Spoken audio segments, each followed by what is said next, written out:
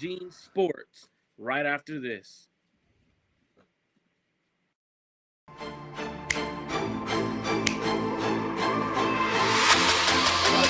Let's go get him.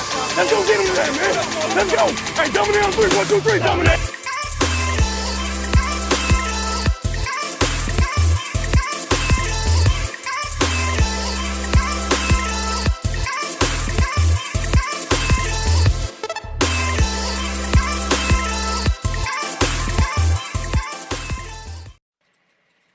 What is up, faithful?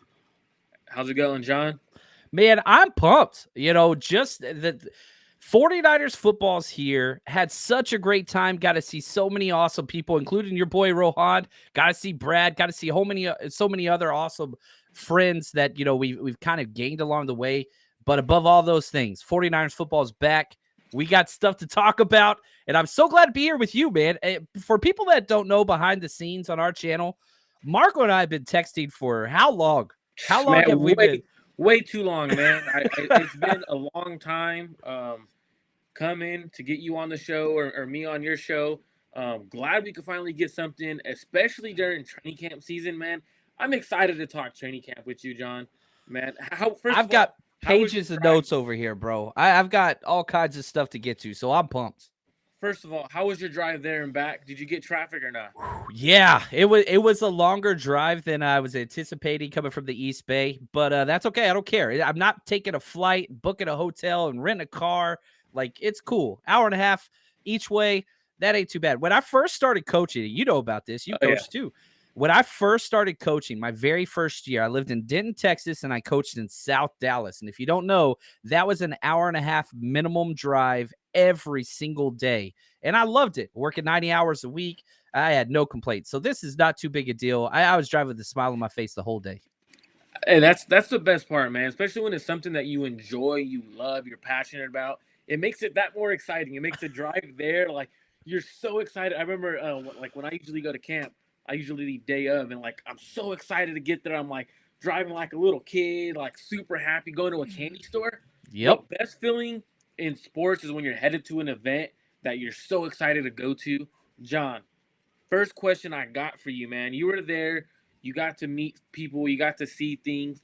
Before we even talk 49er football, how was it to be there with the faithful, enjoying the time? What was the best part about being around the faithful, my man? I'll say this, and it was clear from the start, the energy from every single facet of this. So parked in red lot, you take a shuttle over, you get like a wristband and all this stuff. Everybody was just level 10. Everybody was. The drivers, everybody, the wristband guy. Got to see Nick Clark, who hosted an amazing party. He said he's in charge of fan engagement, crushed it today. The people that were there were kids everywhere, the players. It was really weird to be in a situation or setting where everybody was just pumped up. I don't know who the happiest person was. Usually it's me in a room. The rosy cheeks give it away. But everybody was just elated, man. And so practice, I thought, went awesome. It was a light day. There's no shoulder pads. But it was just clean. Everything was clean and efficient and hyped the whole time. I think that's the best part about going to training camp is being around the fans, the excitement, the energy level. My favorite part when I go to training camp is seeing the little kids that get to go to training camp and be so close to the environment and be so happy. Like, to me, that's the best part of going to training camp is seeing little kids that it's their first time at a game, seeing young people. Like, that's the next generation. For me, that's the best part. Now, you got to see a lot of things going on. Now, what's the number one player? Who's the number one player that stood out to you that you were like right away? I was like, whoa, he stands out. There were two obvious players on defense. Now, again, I have to put some caveats on this. Without shoulder pads, you kind of have to eliminate defensive line, offensive line. They're very difficult to evaluate. And as a former coach, I would tell my players when I was coaching D-line or offensive line, like, look, these days aren't for us. This is dress rehearsal. We're getting out there. We're going through the motions, working on footwork, things like that. Don't worry about winning one-on-one. That's not what we're doing here. So you eliminate those from the start. Fred Warner, Talanoa Hufanga on defense. Good Lord. Those two, and they're all pros, so it makes sense. But to come out day one as an all-pro, returning all-pro player, and to be making plays on the ball and jumping up all over it, bringing nothing but energy. Hufanga was the first, starter guy that was out there, and that's kind of his MO. I was really impressed defensively by those two. I mean, both of them starting fights, talking trash. I mean, that's just what you want. And if you get Hufanga fired up, talking mess, he's the most respectful dude on the planet. Danny Gray, I mean, him and Danny Gray were going at it, which I love. And that's the best part I like about camp is Brandon Ayuk bringing out that dog in Hufanga, because you don't see Hufanga do that. But since right before that happened, where Hufanga flexed on Danny Gray, Brandon Ayuk just flexed on Demo. Like, he flexed on the nominal Lenore. So what happens? Hufanga gets one back, and he flexes back, talks that smack to the chat. Shout out to Segun Alubi. We lost him last year when the Niners didn't sign him. He went to the Colts. Shout out to Alubi, man. Sent me a video for my school where I was teaching. No way. Gave them a shout out to the Empire Elementary Eagles. I thought that was one of the best things. My students loved it. Shout out to him. I hope he's doing well. I talk to him every once in a while. But we did lose him last year when we did not re-sign him. There are a lot of good linebackers, man. It was rough. This linebacking group is deep. It's going to be very hard to see who stays along the core. Now, there's the running back tandem, right? Because Christian McCaffrey sat out today. It looked like it was precautionary, no injury or anything. Kyle just decided, you know what? We need to give him a day off. He said he didn't want him going 3 days in a row. Yeah, the guy does not know how to stop, so we have to give him a day off every once in a while. With Christian McCaffrey out, who stood out to you the most out of the running backs? I mean, Mason looked good. Mason looked like Mason. Now, here's my problem. And Elijah Mitchell looked like Elijah Mitchell. I think Kyle is kind of stuck at the running back position, not mentioning Christian McCaffrey, with who's going to be a receiving outlet option. There was a part where, they're working on the other side of the field almost the entire team. And the quarterbacks were over on the near field where the stands were, where I was, with the running backs. And it was just pitch and catch, walking through, play action rollout, throwing to Elijah Mitchell, just standing there, right? And I was talking to Matthew, my buddy who I was hanging out with, and I was like, man, I just counted 4 passes in a row that Elijah Mitchell didn't catch cleanly. He's not even running a route. He's just literally standing there waiting for the quarterback to throw him the ball. Now, he caught every ball, but it was just like, golly, there's not a running back that has stepped up in the receiving game outside of Christian McCaffrey. But probably one of the best plays of the game, Trey Lance hit Ty Davis Price on a rail route, probably about 15 yards down the sideline, perfectly in pace. If you would have told me that was Christian McCaffrey, then I would have said, hell yeah, that's exactly what Christian McCaffrey does. But it was TDP. And so if they can get anybody to keep bringing that receiving option, and again, almost hard to evaluate running backs running the ball without shoulder pads and tackling, all that stuff. But I'm looking at which running backs are jumping off the eye test in the receiving game. TDP, I thought, gained a couple points today. And that's something where, if you paid attention to yesterday's press conference with Christian McCaffrey, he gave TDP that praise. He's like, you know what? He goes, I got to give praise to Jordan Mason and TDP for their work in the receiving game. Like, he was like, what they did in the receiving game is phenomenal. Shout out to, in the chat, Bobo, Super Chat.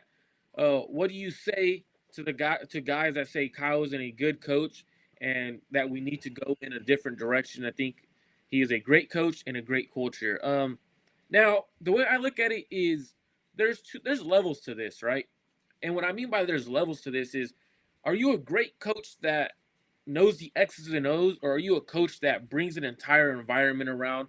And I think what Kyle Shanahan has brought since he's been here for the last 7 years is a culture that wants to win with his X's and O's. Now, does he have room to grow? Absolutely. I think every coach has room to grow. So the fans that say, oh, Kyle's terrible, he's not a good coach, they're looking at the how close Kyle gets there and he can't get over the hump. That's what they're looking at. We could have said this about Andy Reid when he was in Philadelphia all those years. He's a terrible coach. Now you look around the league, every single team would prefer to have Andy Reid as their head coach because he's that good. In my opinion, he's the best coach in the NFL, so every team would want him. Now, I think it's more so fans trying to nitpick on what they see out of a coach. I don't know, John. What do you think about that? Well, I mean, if you look at Andy Reid, he didn't win his first Super Bowl until he was 61. He was in the league, as a head coach since 1999. It took him 20 years, and he didn't win the Super Bowl until he got the best player in all of football, Patrick Mahomes. And still, they won it in the fourth quarter, but it wasn't like it was a gimme or whatever. Mm-hmm. So, you just, if you're sitting there saying Andy Reid's a better coach, whoa, at what point? Because Kyle Shanahan's 43. Andy Reid is 65. There's a big difference there between those two numbers. Absolutely. You're getting a much younger Andy Reid. Go listen to the Play Caller series of The Athletic that they put out.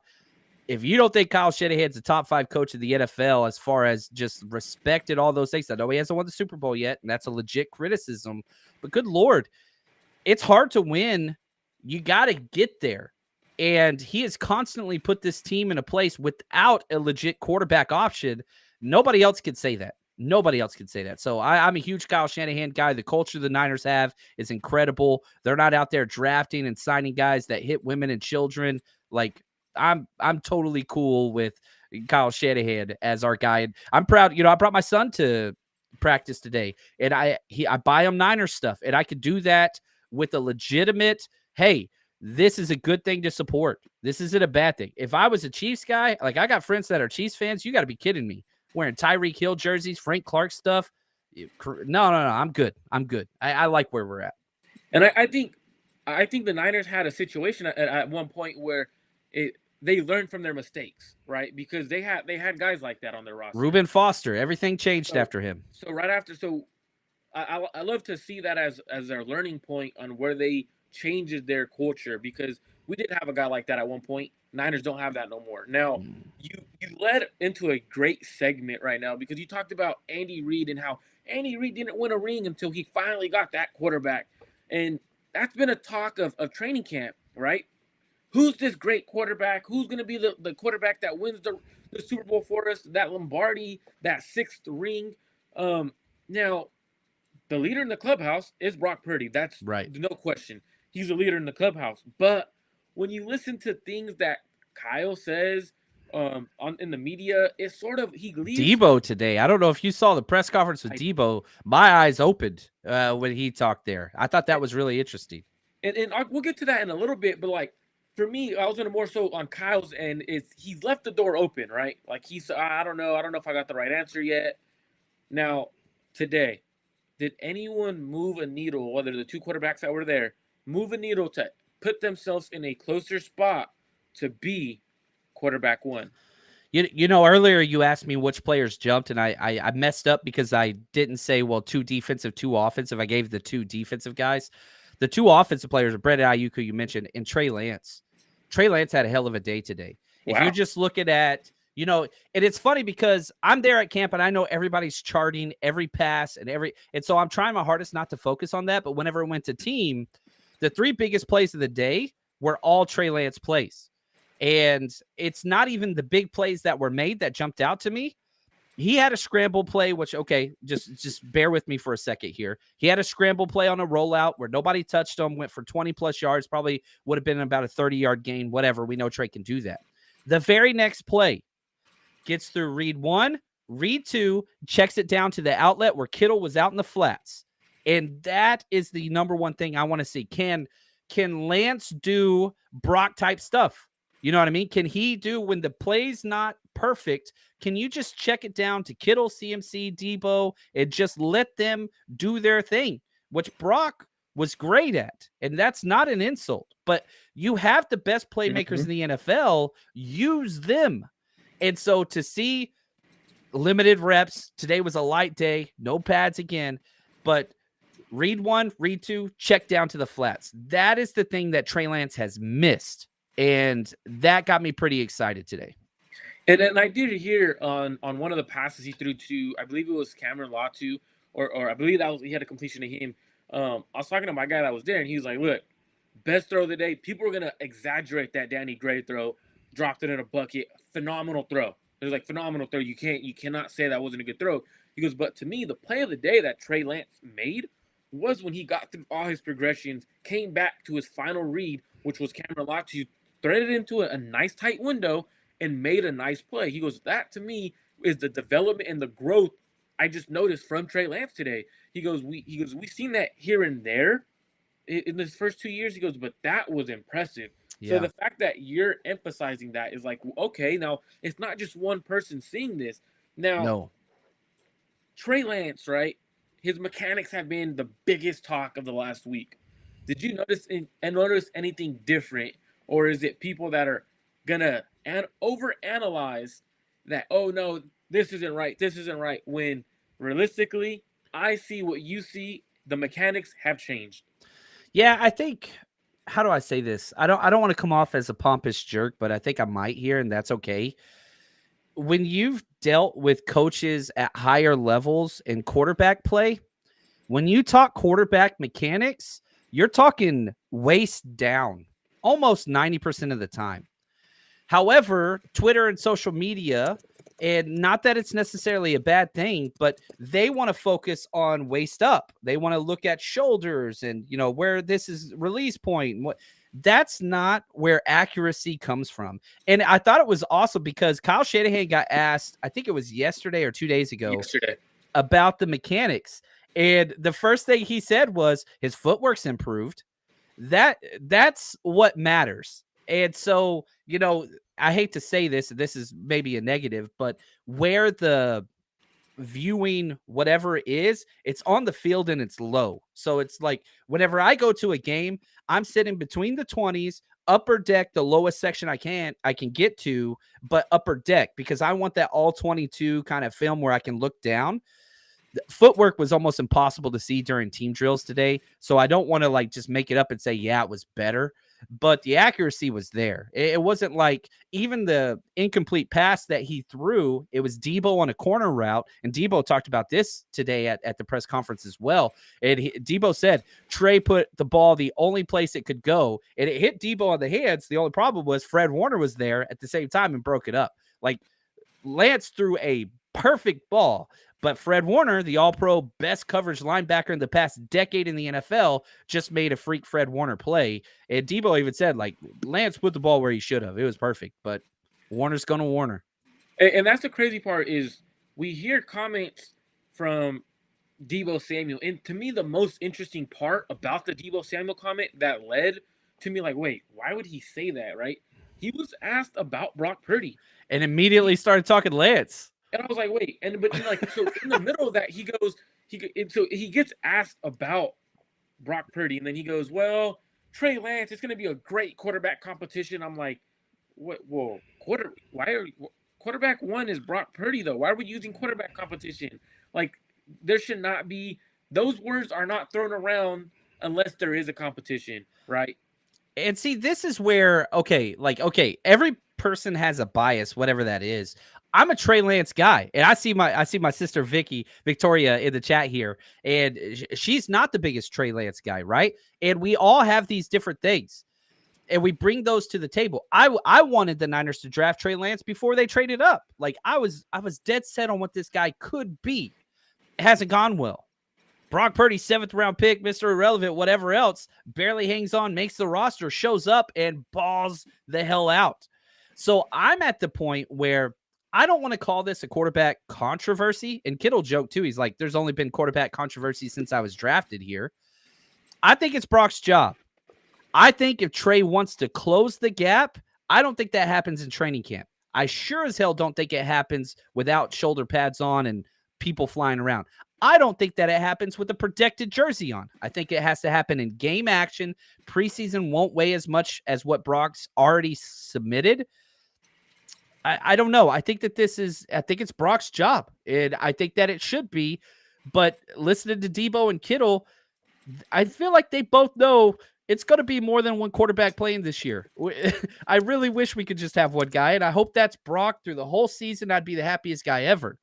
But we all do kind of want to see Trey some more. There's no doubt about that. But the one thing I will say, if you're somebody that's upset about any of this conversation, here's what I would say.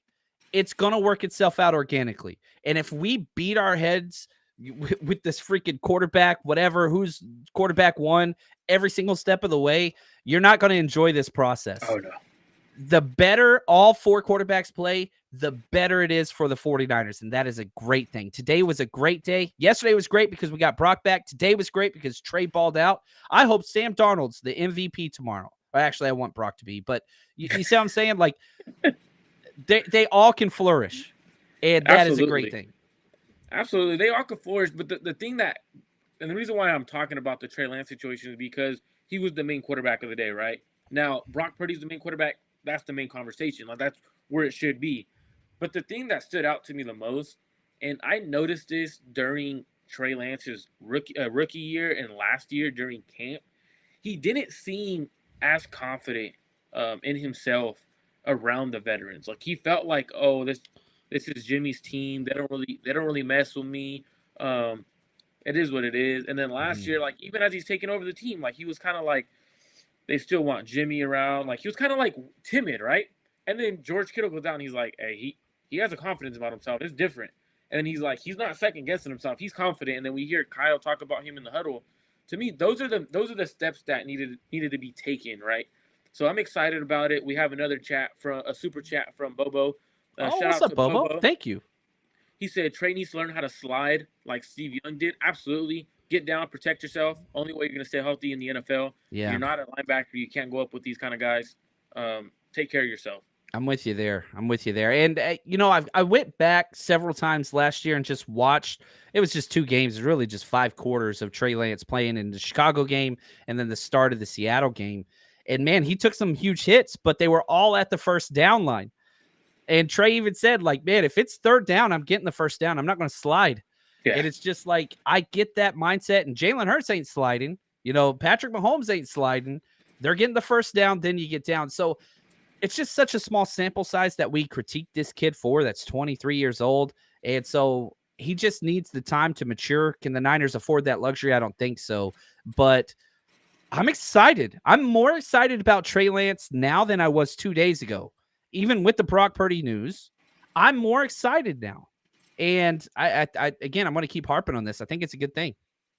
Yeah, absolutely. And one thing I would recommend too, because I know you stated you're sitting low at camp. Best way I do it, like every year I go, sit high.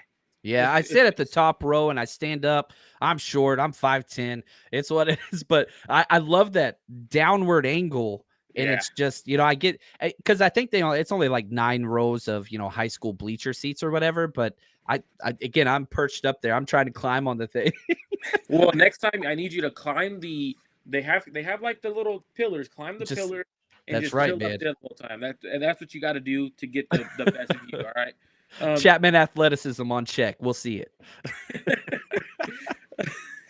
So Danny Gray, right? He's a guy that I've had my eye on. I felt like last year he was a one-trick pony. Didn't really know how to run routes the right way. Didn't know how to use his speed to step on DB's toes. How to break in and out of routes. Now today he had a deep ball from Trey Lance. But how did his routes look outside of that deep ball? Is he struggling to get open? What are you seeing from Danny Gray? Do we have another receiver that's a bust potentially? No, I don't. The thing that so the Danny Gray thing is interesting because he has a new safety net that the Niners I don't think had a plan for, and that's punt gunner. He's elite. He was an elite special teams player the last 2 months of the season as the punt gunner. Reminded me a lot of Raheem Mostert. Like, people couldn't touch him.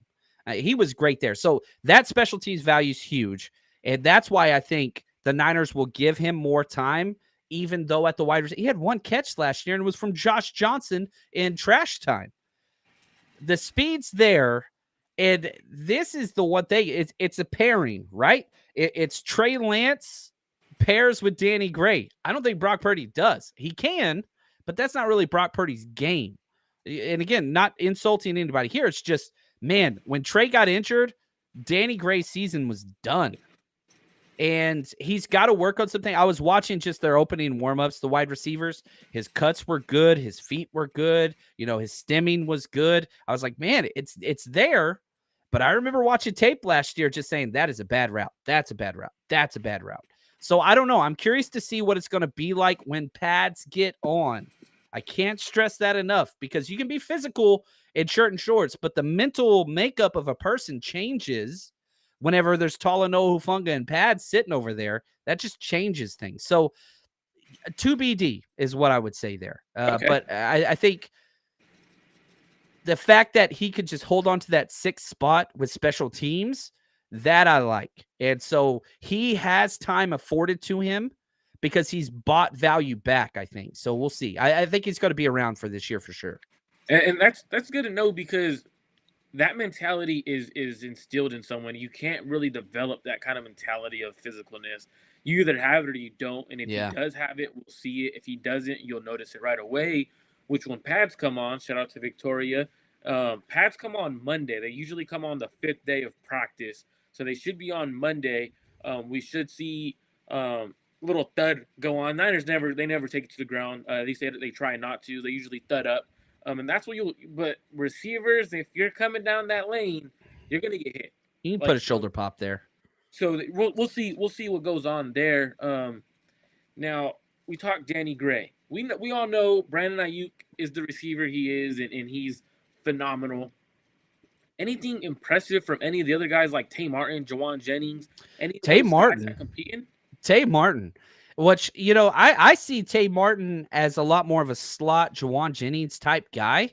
But, man, they were using him on some go routes, and he was posting. Like, he stacked a corner or two. Now he's going against, the 2s and 3s. But I was pretty impressed at how he kept getting behind. I counted twice in team alone where he was behind a corner in the deep third. And I was like, oh, I didn't. Who's 86 out here, baby? Like, he's showing out. So, because he's one of those bigger, wide receivers, taller, whatever. So, but the speed showed out. So I was pretty impressed by that. And I know the Niners are high on Tay Martin. He's tough. He's a physical guy. But if he could get some of those outside snaps, I think it's guys like Tay Martin, Ronnie Bell, Danny Gray, like those guys, Chris Conley. These are the guys that are fighting against each other for that last roster spot. And so we'll see. It's going to be fun.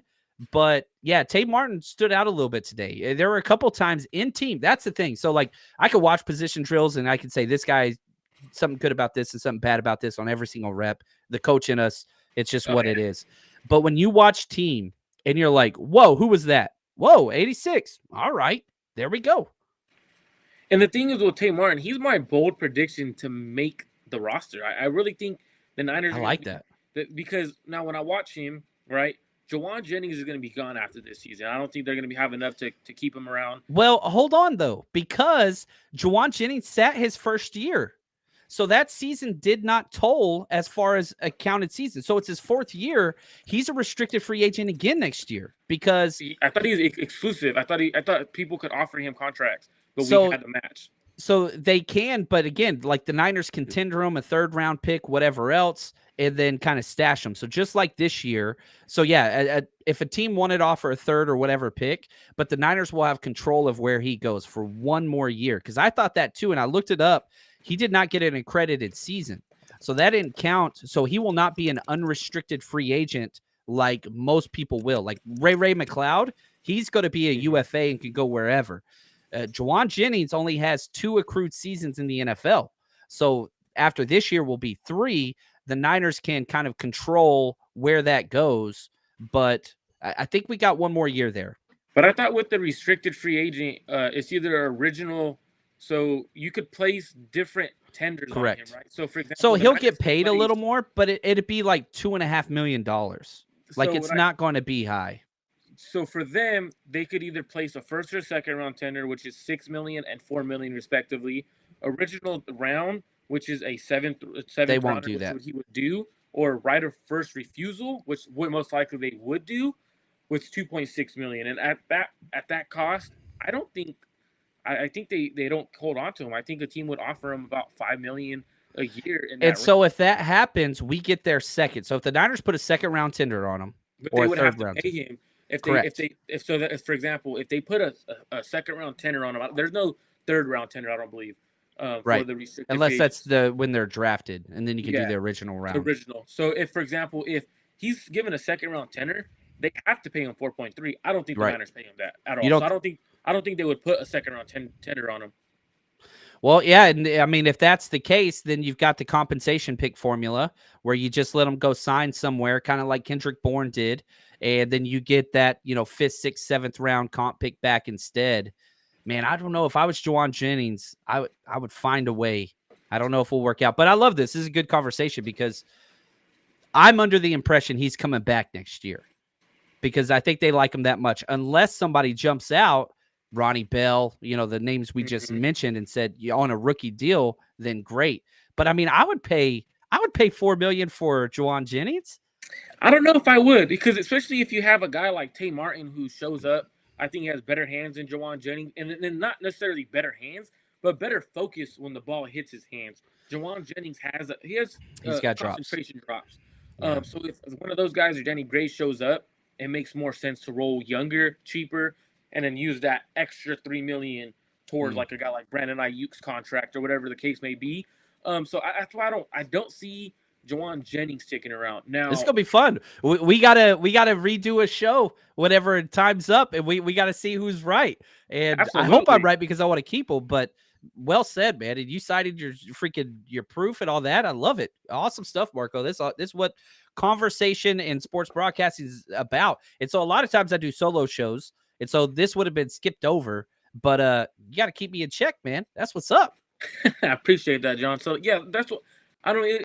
It's all depending on how Kyle feels about Jennings, right? Does he fit? Who's his quarterback? Is it Purdy? Is it Lance? Like that also plays a factor into, because if it's Lance, I think you have an option to get rid of him and keep Tay Martin or Gray over him. But it's very nuanced. Yeah. That's a lot of time from now. What's important though is Colton McKivitz. That's important. Now, no pads. The pass rush is different. Run blocking is different. How did he fare today? Because I'm very worried right tackle position. Yeah, it's weird going from. It's funny because, you know, going to all these games, you're used to. There's certain people that just stand out on the eye test, and Mike McGlinchey was one of those. The dude's a giant. I mean, 6'8", you know, big old white dude with long arms, all hands always on his hips, whatever. Colton McKivitz, you got to look for him. You got to. And, you know, whenever you're going from, you know, Trent Williams, 71 out there who stands out, the rest of the offensive line, not so much. Even Spencer Burford next to him, the eye test says like, ooh, yeah, that's small. That's small at right tackle. But I saw nothing today the whole time I was watching, because when I was watching line, I was watching that too. I was also curious where Nick Zakelj was going to be primarily. He was the backup center primarily. But I didn't see anything that gave me alarm. The thing that we have to see from Colton McKivitz, and this is, you got to put your Kyle Shanahan goggles on here. What can he do blocking downfield? That's his weakness. He's better than Mike McGlinchey in pass protection. He has been his entire career. I don't think so, man. Last camp. So the reason why I asked this is last camp, he was absolutely terrible in pass pro. And that was against backups when Trent and Mike were both out. They didn't really have Bosa go. Like, they kind of like, hey, Bosa, like, you're kind of ruining my practice here. Go sit down, bro. So watching that last year, that's what worries me. And then in regular season, he's been spotty. So I'm curious. I'm very curious on what you see from pass pro and why he's better. Yeah, I think that his recovery is way better than McGlinchey's. Now, McGlinchey just got paid like top tackle money. And so I understand. I do not expect Colton to step in and be better than Mike McGlinchey overall. I don't. He's a great value salary cap. The Niners are saving a lot of money there by making that transition and, you know, getting a 3rd round compensation pick next year. But I don't know, man. I don't think that he's a bad pass blocking tackle. If you look at the week 4 game against the Rams, I went through and I cut every single clip that he had pass blocking. Dude didn't let anybody touch the quarterback the whole game. And as soon as he went in, they put Aaron Donald over him for over half of the pass rushing snaps, and he didn't have an issue. In fact, he pissed off Aaron Donald like 3 plays by pushing him after the play and talking trash. Donald was pissed. And so it's small sample size. And yeah, is he going to struggle in one-on-ones in camp? Yeah, that's not an offensive lineman drill. That's a defensive lineman drill. And I'm not talking about one. I never put one-on-ones outside right. 11-on-11s, because one-on-ones, you're always at a disadvantage. Any defensive player, whether it's receiver, cornerback, defense is disadvantage. Offensive line, defensive line, defense has the advantage. So I'm not talking a one-on-ones, but in 11s, he struggles. So that's what I'm worried And so about. that's what we got to see. That's what we got to see. And, if I'm Kyle Shanahan calling plays, I'm not protecting his ass. You are one-on-one with whoever's over you. If that's Bosa, whoever, you got to figure this out, because we need to know if I have to protect you all the time with a tight end, with Kyle Juszczyk, with somebody chipping on you, I need to know that in camp. And so, yeah, that's something for sure to watch once the pads come on, for sure.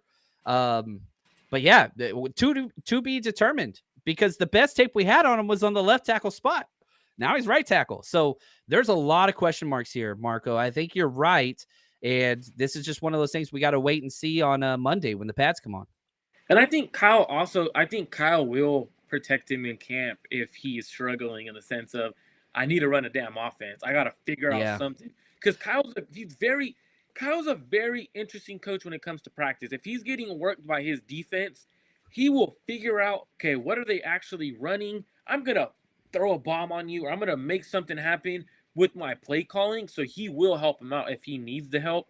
So that's something I'm very interested to see on that right tackle position. Now, opposite side, same kind of lineman, Drake Jackson going up probably against McKivitz. What did you see from Drake Jackson? He looks good, man. He looks the part.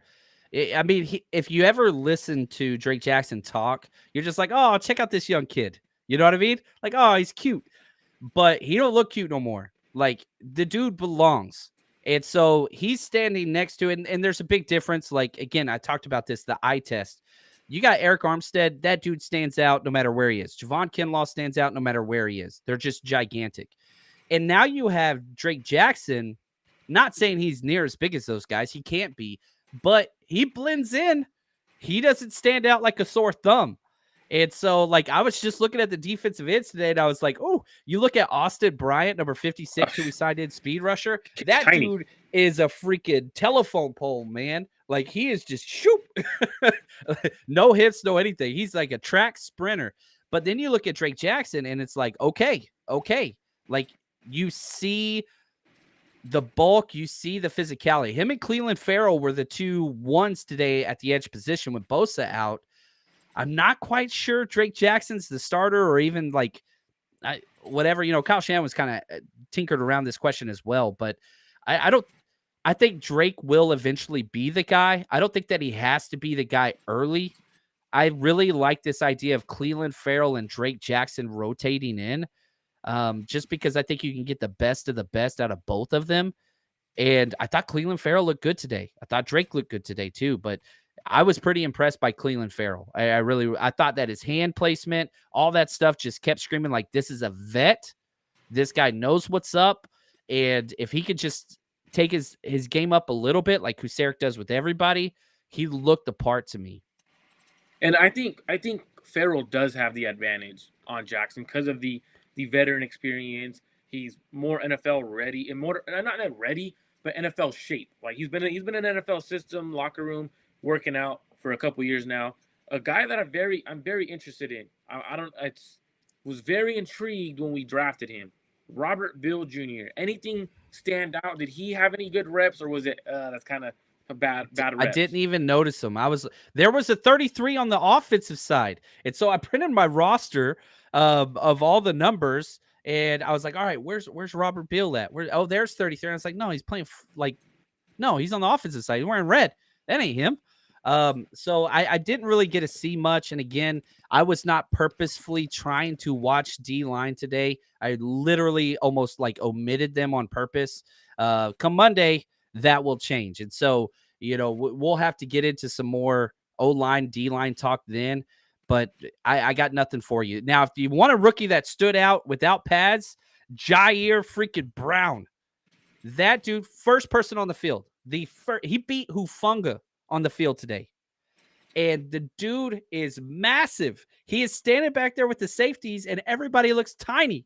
Now, it sounds like I'm like really big on size, but it's important when a rookie shows up and physically belongs in the NFL. And Jair Brown, that dude belonged. Inside, in and out of breaks, crisp. I could have watched 27 on the field all day today by himself. I wasn't the biggest trade up for a safety guy, and when the Niners did, I understood it. Not I just the positional value, whatever, with our first pick trading up for a safety. I don't really like that idea, but I'm one day in. I'm much higher on Jair Brown than I was yesterday by a considerable amount. That's very interesting because Jair Brown does have NFL sized body. He's a guy who, when you look at him, even when he was in college, he has that physical stature of the imposing. Where if he comes and hits you, he's gonna be a guy that is gonna bring the force. So I'm excited to hear how he does. I think by the end of camp, he'll start getting reps with the ones. I think that's what they're gonna slowly implement him. You better earn it. That's Kyle's MO, especially for rookies. You got to earn it. I'm not gonna hand it to you. So I'm excited about that. He was working with the twos. He wasn't working with the ones, so makes sense. Shout out to Jordan, some Bills fans in the house. Shout out to my guy Rohan. Shout out. Oh, we got Rohan in here. That's awesome. It was good seeing him in person. It was my first time. Got to see him and Brad Graham in person. And man, if you don't mind, I got to do this real quick. This was important because I met so many kind people today out there. So I just got to run through some names right here. I'm sorry. Shout it out. This is important to me. So shout out to my man Matthew. He was helping me spot players and all kinds of stuff. Him and May. Awesome family. Marcus, Jenna, Emma, and Miles. You guys were incredible. We had an opportunity to eat lunch with them. Met Gay. Let's see here. Nick Clark absolutely killed it. Eric, our IG guy, Debbie and Doug, man, it was just cool. And so I appreciate everybody that comes up and says hi. It means a lot to me. So if you do go to camp and you see me, please come say what's up. That is priority one. The community is everything. So just want to say thank you to those people that took time out of their day to come say what's up and just build that relationship. So thank you guys.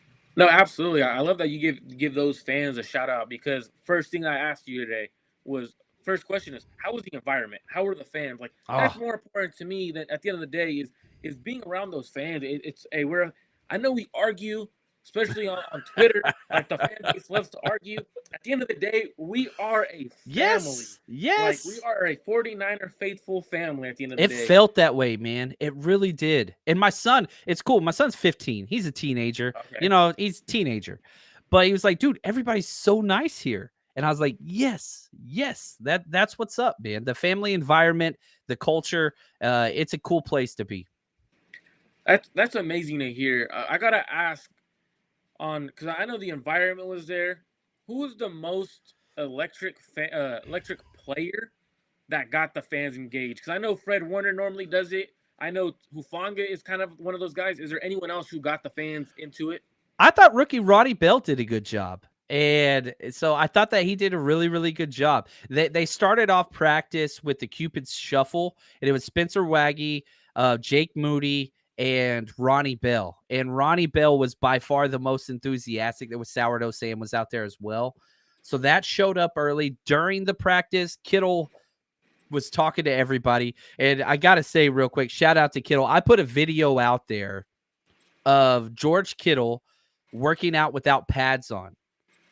And I put it out there. I was like, it looks like me on that one. Oh, dude, it got me. Because I was like, that's George Kittle, right? And I'm zooming in. Everybody's doing, yeah, that's George. Everybody's like, that's George Kittle. And so I put that out there. Immediately later, I saw 85 with pads on, and I retweeted and I said, Kittle's full go. He's out there practicing, whatever. George Kittle tweeted back to me and said, hey, John, that's not me. That's our punter, Mitch Wisnowski. Thanks for the comparison.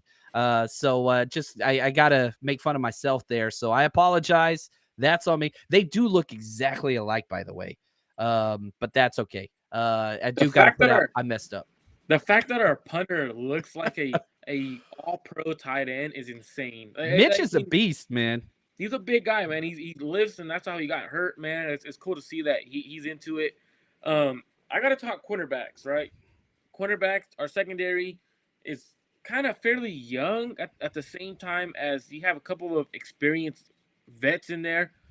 What corners outside of the top two? I know Charvarius Ward, he's arguably you could argue that he's a top 10 corner in the NFL. Demo is excelled last year. Is there any other corners that stood out to you? I know you charted stuff. I know everyone wants to hear who is in that range on who we should be excited about. One of the things that I thought was interesting, this is a bubble player, Ambry Thomas. Position drills were kind of like right over in front of us for the corners. Ambry Thomas was fighting several times just to get to the front of the line for drills. And so I love that he's got this sense of urgency, like literally was pushing, like, I'm going.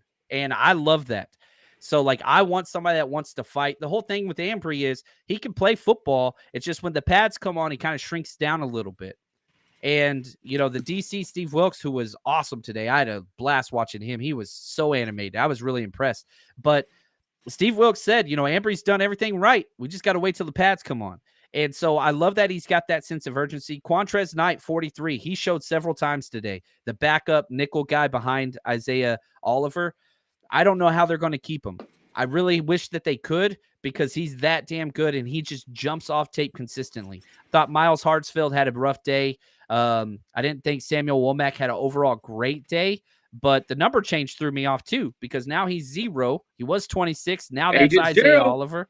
There we go, man. So, yeah, I like seeing that from Ambry because he's got to fight to keep this spot. And what's crazy is, so I know a lot of people don't know, but Ambry Thomas, so his rookie year, he battled with some kind of medical condition. So his last year at Michigan, he battled with a medical condition that forced him to drop a lot of weight and lost a lot of muscle. So his rookie year, he was trying to get back to himself. That's where it kind of struggled to be in the NFL with the strength of the NFL. So hopefully we see year 3 him what he truly is. If he could emerge into a solid backup, I think Demo has it locked down as a starter. You can't not pass up Demo because Demo put on phenomenal tape last year. So Demo belongs, man. That dude. It's just weird. His career arc trajectory is almost identical to Brandon Ayuk's. Oh yeah, and it's just like they're opposite. They were firing back at each other, and that's the best thing for Demo. He's a hyena. That's his self-proclaimed nickname. And so, like, that's huge. And yeah, you talked about the colitis with Ambry Thomas. I don't want to write him off. I really, really don't. I'm excited to see what he is. But, the number 2 corners today, you had Ambry Thomas and you had Samuel Womack outside with Quantrez Knight in the slot. And I thought Quantrez Knight just looked quicker than everybody else out there. I really did. So I have another bold take for the 49ers Rush podcast. I like these bold takes, baby. So Quantrez Knight makes the roster over George Odom. Reason why I say this, he is capable of playing in the nickel. He could play safety. He is a Swiss Army knife in that secondary. He is younger. He is cheaper.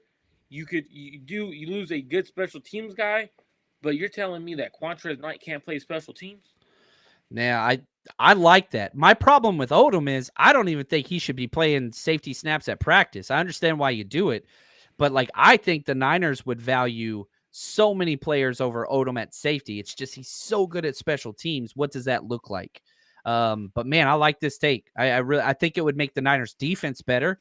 Is that worth it, having that depth piece? And I would say this. If there was an injury at the safety position, it would make that even more likely. With Jair Brown, Hufanga, and Gibson, you're 3 strong there, which is great. But if you were 2 strong there, I see exactly where you're going.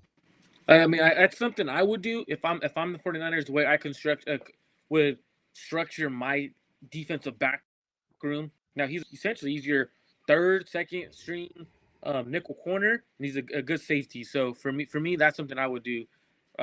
John, biggest thing I have to ask: coaching staff. Out of all the coaching staff, was there anyone? Obviously, Chris Kasarik is that hype guy. Is there anyone that took on that hype role for the defense? Because we lost D'Amico Ryans, who, in my opinion, was probably the most exciting coach to watch when he's on the sideline. Yeah, I think, there were a couple things, and they're both offensive coaches. Kyle Shanahan coming over and doing the passing drills during for the defense during their turnover period, where like he just kind of lobs it up and lets the defenders pick him off. That got the energy going really, really high. I thought that the DC Steve Wilkes, that dude he was laying into some of the DBs during DB. Like he does not let anything slide. That dude is a stickler. And I was worried because going from D'Amico and Saleh, who are so animated, that's not a concern, especially with Fred Warner out there. He's going to keep everybody going. But Brian Greasy, I thought Brian Greasy, he was out there running routes for the quarterbacks. Like it was purposefully a light day designed for the quarterbacks. That dude was running 20-yard routes for freaking Sam Darnold. It was funny, man. They were giggling, having a great time. And so it was cool to see like the cultures. It's a pretty damn good group. And so I know that there's going to be animosity, but it's not needed on the first day. This, especially for a team coming off an back-to-back NFC championship losses, you got to kind of regroup and come together before the fire starts. And that fire is going to start Monday when the pads come on, like you said. Absolutely. Fire starts, fire's created, and it usually comes from the linebacking group, right? Like that linebacking group is phenomenal. Mm-hmm. Best in the NFL. Third linebacker. That job's up for grabs. Oren Burks. Oren Burks was there today. I like Oren Burks, man. I'm big on him. Oh, I'm very curious because I don't think Oren Burks is a linebacker that I'm trying to see. Even if it's base situation, I know the base defense only plays about 20% of the time at that. But Oren Burks, out of the linebacking group, I'm going Marcelino Ball. I think he's the guy who might take that job. He had the green dot on today, so he was playing Mike almost exclusively because he had the helmet. Yeah, so he was the backup Mike. So the Mike depth chart today, again, it's going to be fluid, was Fred Warner, Marcelino McCrary Ball, Curtis Robinson. So those were the three Mikes that were getting reps. Oren Burks was with the first team at the Sam spot. You know what that Aziz's old spot.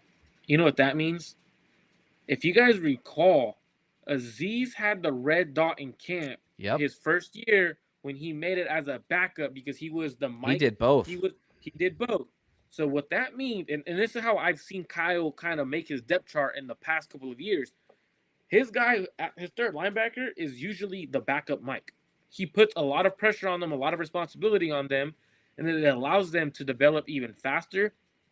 To me, that might be what's going on because I was going to say because Curtis Robinson, he was playing Sam and Mike today because he was second string Sam, third string Mike during the rotation today. Now, I don't know if those are, just go get out there at Sam because it's always different or whatever else, but Curtis Robinson was jumping back and forth today. D. Winter stayed at will.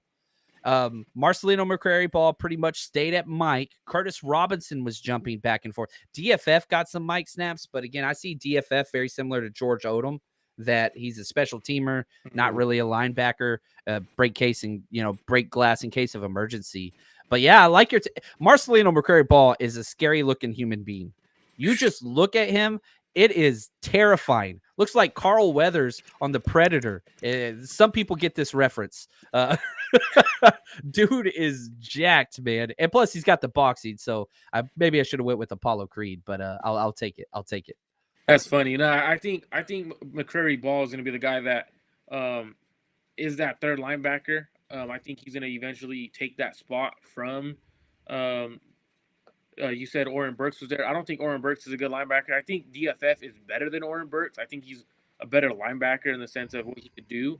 I'm curious to hear now. There's a lot of rookies at linebacker and tight end. How did those rookies look? I know Jalen Graham was there. D. Winters. We had Cameron Latu, Braden Willis. How did those guys look in your opinion? Yeah, I had a hard time with the tight ends. I'm going to be honest with you. Where they were at was the opposite side of the field. And that was the position I was probably most excited to see. So I'm going to give myself an incomplete here. I didn't get a lot of time to watch them. It did seem like, Warner and Dwelly were getting the very early first team reps over the young Bucks, which I kind of expected. Well, I mean, Kittle, of course, but whenever Kittle wasn't out there, it seemed like 89 was the first one up almost every single time. But outside of that, I just have to give myself a complete incomplete there. So I apologize for that. No, no worries. I don't Hey, want to make stuff up. you don't have 100 eyes on you. You only have one set of eyes.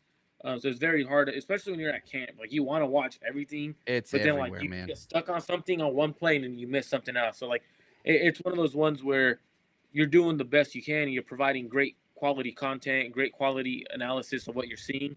I'm curious because Cameron Latu, Braden Willis, like they're both drafted.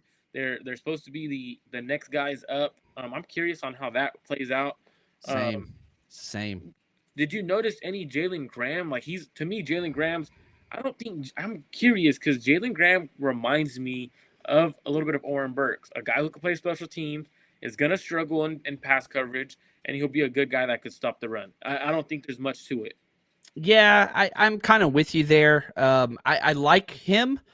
I like his instincts. He has the least physically imposing skill set of all the linebackers, but he's just an instincts, old school kind of linebacker hybrid safety.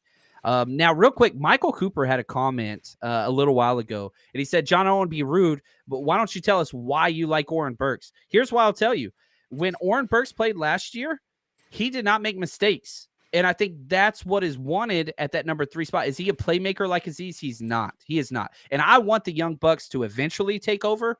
Not yet. When you have 2 elite playmaking linebackers and Fred Warner and Dre Greenlaw, I want, this safety, calm, cool, collected vet until they're ready. You look at PFF scores, and I understand it's kind of a joke or whatever. He was the 6th highest defender of the entire 49ers team last year. The dude didn't make mistakes. He doesn't have missed tackles. He is where he should be. He's played a lot of football in his career. Long term, I don't want Burks to be that, but we're talking somebody that gets 17 snaps a game. And early on, I want that to be Oren Burks. I'm higher on him than most because he does his job consistently. And he's never in the wrong place. And that's why I like him. And the thing is with defense is I think defense and offense in the sense of if you have one guy that does not do their job, right? Yeah. I tried to fill the gap because I thought you were not going to be able to fill. It breaks off a 90-yard touchdown. So like this defense, do your job. We have playmakers. Mm-hmm. So that's the thing with the NFL, even in NFL in general. If you have one guy, you could even go take it down to Pop Warner high school levels that are like the very good high schools and colleges. The one guy that does not do their job, they end up giving up big plays. So yep. I totally get what you're saying in the sense of a guy that just does their job. I'm excited to see what happens tomorrow at camp. I'm excited to see how Brock Purdy reacts to a good day from Trey Lance. I'm excited to see if Brock's – and I want you to be real because I'm going to text you. I want to know if Brock Purdy's arm strength is there. That's what everybody's going to be watching. Because if his arm strength isn't there as strong as it was last year, in camp, his arm strength did not look good. Now, regular season, it looked and that's better not his game. That's never been his game. He has one of the weakest arms in the NFL. Like, there's a reason why he was drafted where he was. So, yeah, it's going to be interesting because if it's even worse, that's an issue, but it's going to take time. That's the good thing. And I just can't believe he's out here. I said it was a 90% chance he would start on PUP for camp. I was wrong then, and I hope I stay wrong. I love me some Brock Purdy. I'm excited, man. Tomorrow's going to be a blast. Hey, absolutely. Tomorrow's going to be a great day, especially to see who takes QB2 reps. Like that kind of says a lot. But, John, I appreciate you for coming on with me. Shout out to the 49ers Rush podcast. I appreciate every single listener. Hope you guys enjoyed the great back and forth communication that John and I had. I hope it leads you to come over to the Clutch Gene Sports channel and subscribe. Go subscribe, guys.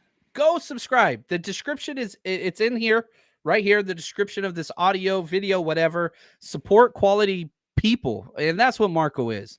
I've been friends with Marco for a while. He's an educator, cares about people, just overall good dude. So this is somebody that I massively support in any way, shape, and possible. So go support good people. Hey, I really appreciate that, John. I really hope everyone enjoyed today. You guys are phenomenal. Man, as always, stay hydrated. It's the summertime. Make sure you guys are drinking water. I'm drinking beer after this, though, Marco. I'm just going to be honest. Hey, that's you deserve it, right? You earned that beer. Like, that's like, right? So especially if you guys are going to camp, stay hydrated. It gets hot. Drink as many waters as you can before you go. The day before, they offer water. Take the free water. Drink Yep. water, guys. Appreciate everyone for tuning in. Hey, thank you, John. Hope you guys all have a great rest of your guys' day.